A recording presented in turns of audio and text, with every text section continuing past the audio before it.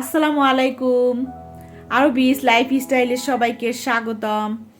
Gift পেতে কার না ভালো লাগে?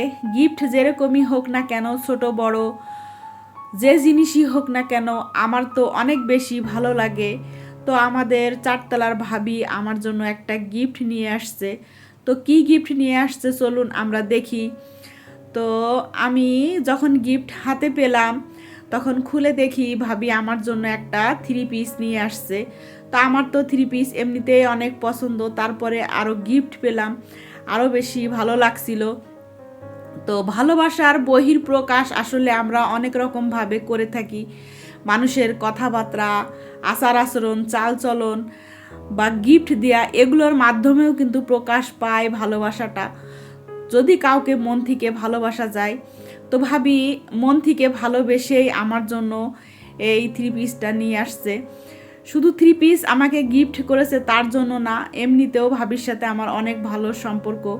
আমি যখন ভাবির বাসায় যাই অনেক সময় আমার ভালো লাগে না, তখন আমি গিয়ে দেখা যাচ্ছে বলি যে আমাকে একটু চা করে খাওয়াও, বা ও যখন আমার বাসাতে আসে তখন সেম সেও আবার আমাকে বলে যে আমাকে একটু চা খাওয়া, বা অন্য কিছু থাকলে বলে এটা আমাকে দাও। তো এটাই আসলে হলো ভালোবাসা। মনের সাথে মন না মিললে আসলে কারোর সাথে সম্পর্ক গড়ে ওঠে না। তো ও আবার আজকে আমার বাসাতে আসছে যে গিফট নিয়ে, তখন আমি বলছিলাম যে তুমি কি খাবা? তো বলছে আমি কিচ্ছু খাবো না, জাস্ট আমাকে একটু চা করে দাও। তো আমি আবার অথৈকে বললাম যে আন্টিকে একটু চা বানিয়ে দাও। অথৈ তো আবার অনেক সুন্দর করে চা বানাতে পারে সে।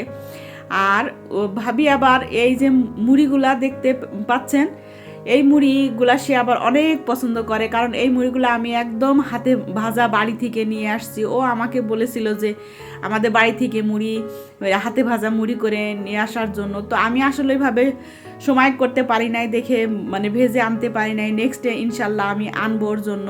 তো এটাই আসলে ভালোবাসার বহিঃপ্রকাশ, বা ভালোবাসা বা মন থেকে যে একটা সম্পর্ক হয় সেটা। তো চা করে যে আমরা দুইজন মুড়ি দিয়ে চা দিয়ে খেলাম, তো খুবই ভালো লাগলো, খুবই ভালো সময় কাটলো ওর সাথে। তো আমার এই ছোট্ট ভিডিওটা আপনাদের জন্য ছিল আজকে।